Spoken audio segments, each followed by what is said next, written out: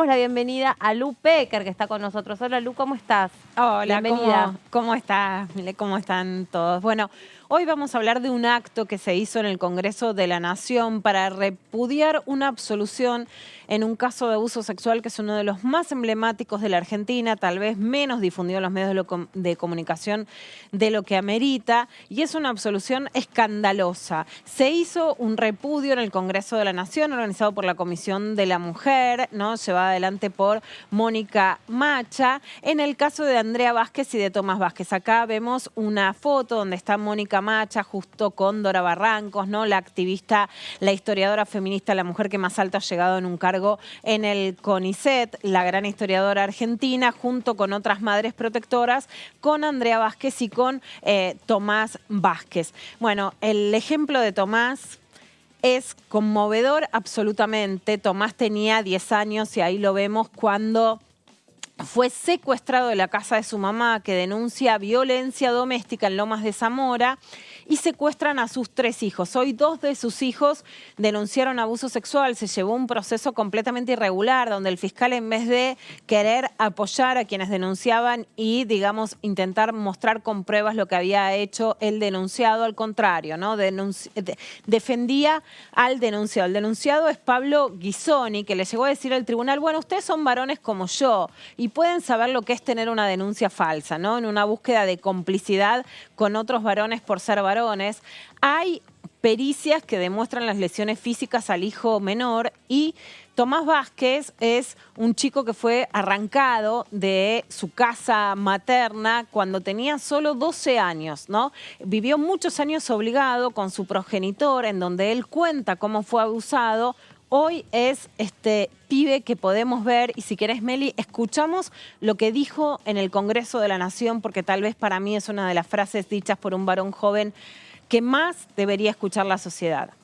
Primero que nada, muchísimas gracias por permitirme a mí estar acá y hacer visible lo que no se quiere hablar, o peor, no se quiere escuchar.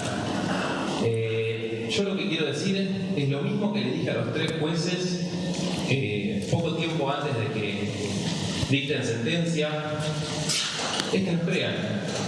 Los chicos y las chicas no mentimos, no inventamos abusos sexuales. Que digan que mentimos no solo que nos revictimiza por tener que volverlo a contar, vivir muchos años, porque todo esto comenzó desde antes del 2009, hoy, 2023, sigo diciendo lo mismo. Quiero tener una vida tranquila, estar en paz, donde no me lo permiten. No me lo permiten. Mi perpetrador, cómodo en la sala de juicio, dice: ustedes 3 que son hombres, varones como yo, pueden ser víctimas de falsas denuncias.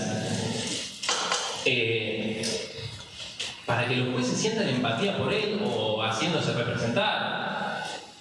Y es así, la verdad que este encubrimiento de machos en una justicia misógina y patriarcal, los niños y las mujeres mienten. A las mujeres les llena la cabeza a nosotros, amigos, o sea que estos 3 jueces consideran que a lo que me hacía mi progenitor, que lo voy a relatar de la misma forma que se dio en el juicio, me obligaba a bañarme con él hasta mis 13, 14 años. Me lavaba mis genitales y dicen que eso no es una conducta típica, que no es un abuso sexual.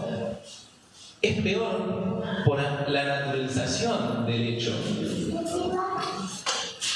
Lo que vengo a pedir básicamente es que no funden más las sentencias en este inexistente síndrome de alienación parental. Que digan que mi mamá nos llena, o las madres nos llenan las cabezas. Eso no existe. No existe, no somos un objeto del cual se nos pueda llenar la cabeza, que se nos pueda trasladar de un lugar al otro. Porque a mí lo que hicieron fue arrancarme de la casa de mi mamá, donde yo era feliz. Y fue la primera persona que me defendió ante mi progenitor y luego ante la justicia, que se supone que es quien tiene que defendernos y hacer valer nuestros derechos. Fueron después nuestros siguientes torturadores, porque hacernos relatar 800 veces ante la asesora de menores e incapaces, el título, jueces, audiencias con equipos técnicos, psicólogos y psiquiatras profesionales que nos digan: tu mamá es la más loca de las cabras. Algo que está muy mal. y no puede seguir pasando. No puede seguir pasando. Desde el año 2009 y siguen produciéndose muchísimos casos. Por eso estamos hoy acá. Porque esto no es un caso aislado. Esto se repite y sigue sucediendo. Y no puede seguir sucediendo más. Tomás Vázquez, tal vez el testimonio más conmovedor de un varón joven que cuenta lo que le pasó desde los 12 años. Durante todos estos años seguí el caso de la denuncia de Andrea Vázquez y de sus hijos. Tomás, ¿cuál es el caso concretamente? El caso concreto es que Andrea Vázquez denuncia violencia familiar en un principio, y lo más sintomático del caso de Andrea es que la justicia la castiga por hacer la denuncia, le saca a sus hijos y la lleva con el progenitor que era el denunciado. O sea, no hay nada más grave que haya pasado en la Argentina que una mamá diga, en mi casa hay violencia familiar, y entonces se castiga a la madre, se la separa de sus hijos durante muchísimos años. ¿Y ella tuvo prohibición de acercamiento sobre los hijos? Ella tenía prohibición de acercamiento, no los podía visitar, tenían que hacer alguna visita en un shopping para un cumpleaños. En un principio el abogado era Juan Pablo Gallego, después estuvieron sus otras abogadas. El tribunal que finalmente lo absolvió es el Tribunal Oral Criminal número 3 de Lomas de Zamora, que está integrado por Marcelo Hugo de la Turre, Luis Miguel Gavián y Mauricio Salvador Blanco, hasta que Tomás escapa, va con su mamá. Después Tomás y el otro hijo menor viven con Andrea hace muchos años. De hecho, era muy difícil contar este caso, porque decían, lo separaron a la mamá, y la gente te decía, no, la justicia no hace eso. Sí lo hace. La primera vez que pude ver a Tomás fue el 19 de octubre del 2016, en la primera marcha, que fue también una huelga feminista, y lo que recuerdo siempre, lo he contado en mis libros, es que Tomás veía a los varones desde las vidrieras que estaban haciendo gimnasia, ¿no? Que corrían o que caminaban en una cinta, y decía, ¿por qué no bajan? Hoy esos varones han dejado solos a pibes como Tomás, que ya lo vemos, ¿no? Es casi un hombre. Miren cómo ha hablado en el Salón Blanco del Congreso de la Nación para contar que no le creían el abuso que tuvo que volver a repetir en este Congreso de la Nación, que no solo no es sentenciado, no quien es acusado, alguien que por supuesto también intimidaba a periodistas durante una causa que viene desde 2009 y que genera además una cantidad de absoluciones en abusos sexuales que no son casuales, no se dan por una hilación, digamos, no son casualidades, sino que hay un nuevo viento en la justicia que está queriendo limitar las denuncias por abuso sexual y, por supuesto, también los relatos de las víctimas y de los periodistas. Y cuando hablamos los relatos, decimos en muchos casos de mujeres, decimos de las madres que protegen a sus hijas o sus hijos, que por eso se llaman las madres protectoras, tienen el pañuelo rojo porque es el pañuelo que simboliza la lucha contra el abuso sexual. Son mujeres que sufrieron lo mismo que este caso. Exactamente. El pañuelo rojo. Es el pañuelo rojo en contra del abuso sexual. Hay sobrevivientes del abuso sexual. Está Llama Corín de la Asociación Mundanas. Otras madres protectoras que por supuesto han pasado por lo mismo. Se llaman madres protectoras porque denuncian que sus hijos son abusados y son enjuiciadas. No en todos los casos se quita, ¿no?, la tenencia y la convivencia con los hijos. Por eso el de Andrea es el caso más grave. Pero aún cuando escuchamos a alguien que tan claramente nos puede hablar como Tomás, nos damos cuenta de lo grave de lo que está pasando. Se hizo esta denuncia en el Congreso de la Nación, vemos la cantidad de personas que eran diputadas, funcionarias luchadoras contra el abuso sexual, y la voz de Tomás que dijo tan claramente cómo sufrió abusos y que esto además perjudica también a los varones jóvenes y a los niños. La voz de Tomás y la angustia de esa mamá. La angustia de esa mamá que a pesar de los años transcurridos sigue estando absolutamente partida al medio por esa historia de horror que le tocó vivir a ella y por lo tanto a sus hijos, y si te pasa a tus hijos, te pasa a vos. Y es estremecedor, porque mientras él hablaba, ¿no?, con una madurez admirable y muy conmovedora, ella estaba partida al medio del dolor. Está partida al medio del dolor, está con una sentencia absolutoria, con su otro hijo que es menor, entonces una no puede exponer, y que le dijo, mamá, nuestra salida es irnos del país, y no tiene que ver solo con una crisis económica que por supuesto empuja a muchos jóvenes a irse, sino porque acá no encuentran justicia, y como decía Tomás Paz, veo entre las víctimas, no voy a dar nombres, a otras niñas que conocí de chicas, ¿no? Que conté sus casos, que me decían, me puedo matar si me vuelven a llevar con el violador. Porque muchas veces decimos, ¿hay algo peor que una mujer violada? Sí, una niña o un niño violado por su progenitor que la justicia no le cree y es capaz de someterlo a que las violaciones continúan. Y es lo que pasó con Tomás, es lo que pasó con otras niñas que veo en este panel, que he contado sus notas en medio de una situación, Meli, muy grave, porque hay abogados, defensores de abusadores sexuales que hoy están en las listas electorales, ¿no? Como Francisco Oneto de La Libertad Avanza, candidato a vicegobernador de la provincia de Buenos Aires, que dijo sobre el caso Fabro, que está sentenciado por abusos sexuales, lo defendía, publicó la muestra del himen de la niña que era la ahijada de este jugador de fútbol paraguayo, que la niña mentía, ¿no? Y que además tienen relación con asociaciones que dicen que hay denuncias falsas, sistemáticas y masivas. Si existe alguna, puede ser en algún caso que se tiene que demostrar. Una de las cosas que dice Juan Pablo Gallegos, que bueno, se tiene que ver caso por caso, ¿no? Porque puede haber alguna excepción, pero masivamente no existen las denuncias falsas y sí existe la violación sistemática y continuada cuando la justicia no les cree. Bueno, a mujeres y a niños. Recién, Luciana, estábamos hablando justamente de la justicia y el tema de la Corte Suprema, digamos. Cómo de alguna forma este enjuiciamiento que se lleva aquí adelante en la Cámara de Diputados afecta la vida y la cotidiana de cada uno de nosotros. Creo que esto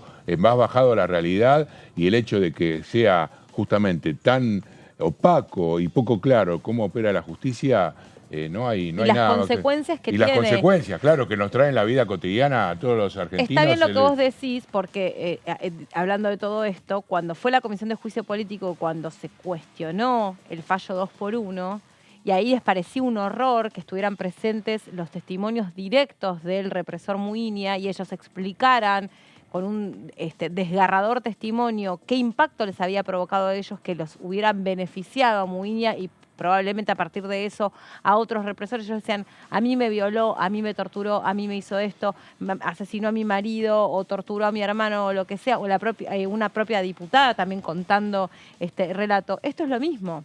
Esto tiene, o sea, el mal desempeño de la justicia y el no desempeño y los acuerdos patriarcales y machistas tienen una incidencia directa en la vida de las personas. Tienen una incidencia directa y además hay cosas que las periodistas, digamos, sabemos o nos damos cuenta por la sensación térmica, ¿no? En los últimos meses hay uno tras otro casos de absolución a abusadores que tienen que ver con un clima de época que entonces hace que las periodistas no podamos hablar, nos puedan denunciar, nos puedan amenazar, las víctimas no tampoco puedan judicializar, como pasó en el caso de Lucas que habló y que los abogados de Jay Mamón denunciaron a las periodistas o los periodistas incluso del mundo del espectáculo, ¿no?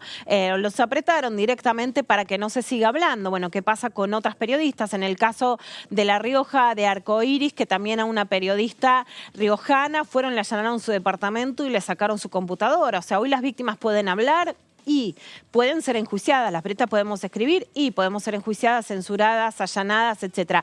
Hoy le podés decir a alguien que denuncie, la justicia hoy no está respondiendo. Tiene paz un chico que acaba de contar y ustedes lo escucharon, que hoy ya es mayor y por eso lo puede contar, un abuso sexual, no tiene paz. No. Hay hoy respaldo judicial para que las víctimas hablen, no. ¿Hay hoy un respaldo público, político en el escenario en el que estamos? Pareciera que se está respaldando justamente a quienes defienden a los abusadores y no a quienes defienden a las víctimas de abuso. Una frase que me importa, hay muchos discursos falsos en donde no se defiende la mano dura, sino la mano larga.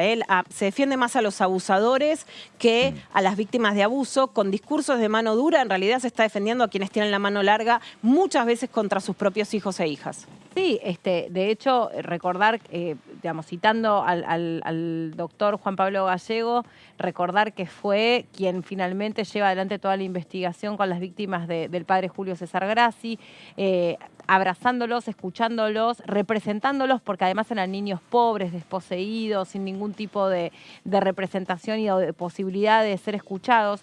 todo el recorrido que se hizo, qué valor cobra a la luz de este testimonio la ley Lucio también, ¿no? A donde todas las personas que tienen algún tipo de trato con la infancia, con la minoridad, estén atentos y se comprometan ya no más a hacer, no, ¿para qué me voy a meter? Porque después voy a terminar teniendo un problema yo. O sea, los protocolos son muy claros para actuar en este tipo de casos. No sé si por ahí este chico estaba escolarizado, yo supongo que sí. Bueno, estaba escolarizado en una escuela privada. Por supuesto que acá hay un sumum, ¿no?, de complicidades. Exacto. Cuando los abusadores además tienen poder, también cómo lo ejercen. Por supuesto que las trabajadoras sociales, por ejemplo, llegaban a decir, no, la mamá usa tacos, entonces tiene un vicio de querer ser superior. Miren si le sacaran los hijos a todas las mujeres porque usan tacos o porque no los usan, ¿no es cierto? Eso decían algunas trabajadoras sociales. Hay un cúmulo, por eso, de maltrato judicial que termina en la impunidad, de revictimización, como contaba en este caso muy brutalmente Tomás. Por supuesto que la Corte Suprema, cuando decían tiene una responsabilidad, contábamos este año a través del caso de Lucas y de la denuncia Jay Mamón, que hay más de 15 causas judiciales que piden que la Corte se pronuncie sobre la imprescriptibilidad de las denuncias de abuso sexual. La Corte no lo está haciendo, es un momento álgido, como ustedes decían, en lo legislativo, en lo judicial, pero digamos, a una víctima de abuso no le importa la interna de la Corte o la interna de lo que pasa en el Congreso o quién va a ser elegido. Necesitan que se declare que las denuncias de abuso sexual son imprescriptibles. ¿Y hay alguna interna en ese sentido que vos conozcas entre los jueces de la Corte como para apoyar un fallo de esas características y que efectivamente se designa como un delito de lesa, digamos, podríamos equipararlo? Bueno, a ver, por un lado,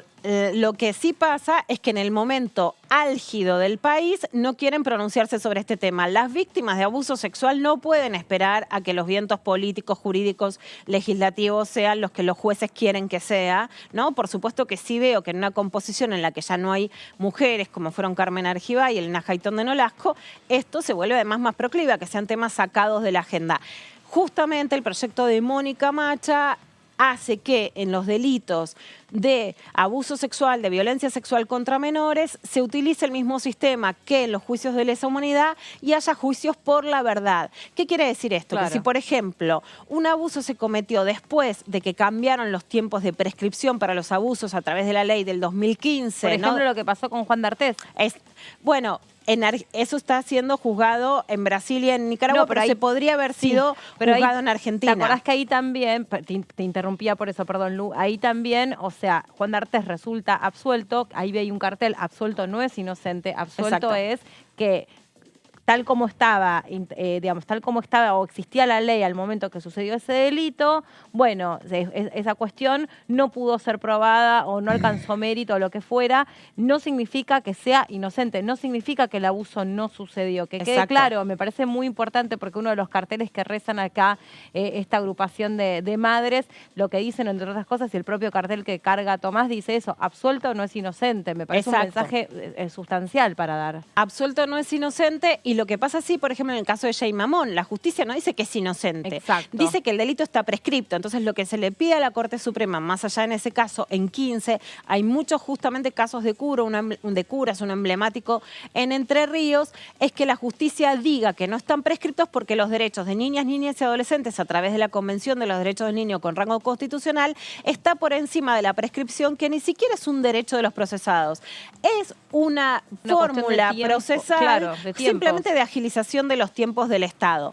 Pero sí, como desde el punto de vista penal, alguien no podría ser juzgado, o sea, encarcelado por una ley que modifica sus tiempos procesales después de cometido el delito, lo que se pide son juicios por la verdad. ¿Y por qué son tan importantes? No solamente para que se pueda hablar, porque si no los abusadores pueden iniciarles juicios a quienes hablan, tanto a las víctimas como a los periodistas y a las periodistas, ¿no? Porque si vos publicás información con alguien que está absuelto, te pueden enjuiciar. Es un caso que además ha tenido muchas influencias mediáticas. Cuando estaba viva Magdalena Ruiz Guiñazú, han contado este caso en el programa y llamaba por teléfono, por ejemplo, políticos que hoy están siendo candidatos o que ocupan bancas y que eran en ese momento candidatos presidenciales para, bueno, justamente encubrir y pedir por esta persona que es un médico de la zona sur del conurbano bonaerense, especialista en fertilidad, con dinero, con poder, y que escuchamos cómo, bueno, este encubrimiento lleva a que un chico pueda seguir siendo abusado durante su infancia y su adolescencia. Y aparte que si no siguen siendo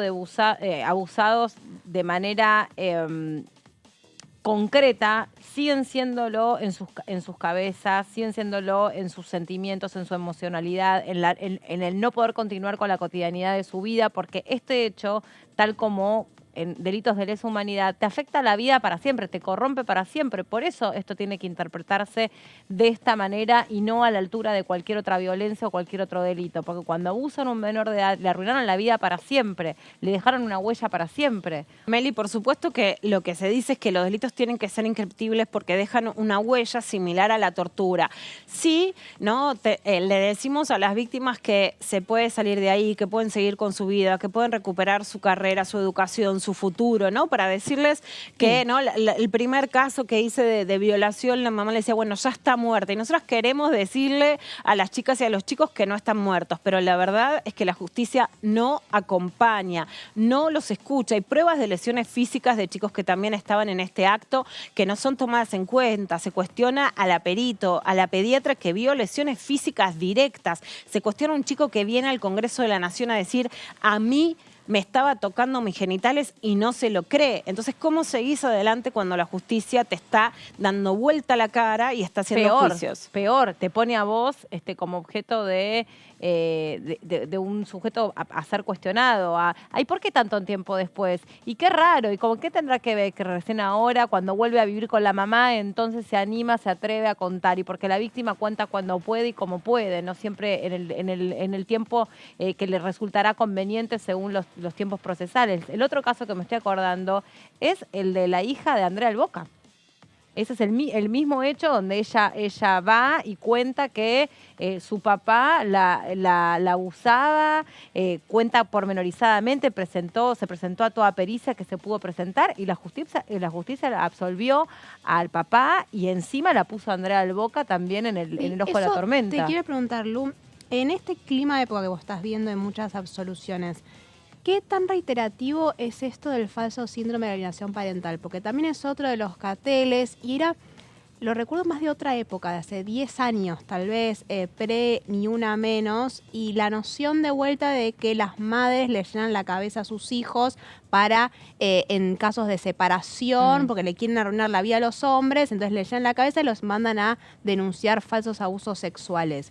¿Lo estás viendo? ¿Vuelve con fuerza la misma noción que aparte profundamente misógina para sumarle a...? Vuelve con fuerza. Para que seamos claros, el síndrome de alienación parental es un falso síndrome que no está anotado como un síndrome real, ¿no? Pero que sí fue inventado por un psiquiatra norteamericano, Richard Garner, que él estuvo implicado en abusos sexuales y que entonces, claro, antes no se denunciaban los abusos sexuales, ¿no? Se tapaban bajo la alfombra. Cuando se empiezan a denunciar, ¿no? Si una madre no denuncia, dicen es encubridora. Si una madre denuncia, dicen ella le llenó la cabeza. Vamos a volver a aclarar que si hay algún caso en donde hay una denuncia falsa, se trata de una excepción y que no estamos hablando de una generalidad que no contemple que en algún caso pueda suceder.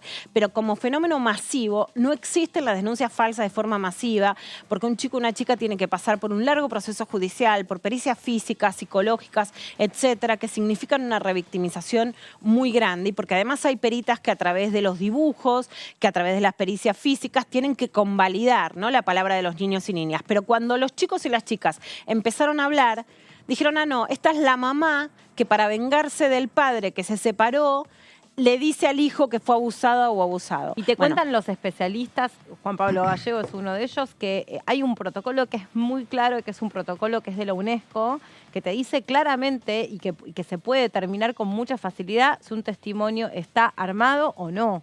Eso se desprende con mucha facilidad. Llama la atención que un magistrado ponga en duda la palabra de un menor de edad. Bueno, son los tribunales de Lomas de Zamora que han separado a Andrea de sus hijos, ¿no? Imagínense esos años en donde la mamá no estaba con sus hijos y sus hijos estaban, ¿no?, justamente con quién era su agresor. O sea, si a vos te agrede alguien en la calle, es terrible, pero no seguís estando con ese violador. En cambio, un hijo que es abusado por el Menor de edad. progenitor menor de edad, ¿no? Es estar directamente en riesgo constante. Esto es gravísimo, como vos decís, era algo que pasaba previo a Ni Una Menos. La denuncia de Andrea Vázquez es el 2009, en el 2015 viene el auge de Ni Una Menos y entonces la conciencia sobre la violencia de género. Y sí, ahora vemos nuevas resoluciones judiciales, hay una nueva ola machista que claramente la vemos y que la justicia toma ímpetu de nuevo para hacer absoluciones a abusadores o para perseguir a las madres, como en el caso Arcoíris. La absolución, esto puede ser regional y en muchos casos está ligado a corrupción, a dinero, a quienes son poderosos y pueden corromper a jueces, trabajadoras sociales, fiscales, etcétera. Y claramente sí hay agrupaciones ligadas a diputadas o a candidatos de La Libertad Avanza que dicen que hay denuncias falsas y que por lo tanto defienden a abusadores sexuales y que sí claramente tienen incidencia en el clima de época, en el clima político, en el clima judicial, en el clima mediático, para que no se hable, para que no se denuncien los abusos sexuales y para que los casos salgan con absoluciones. No va a pasar en todos los casos, pero sí están existiendo y dándose uno tras otro casos de absoluciones.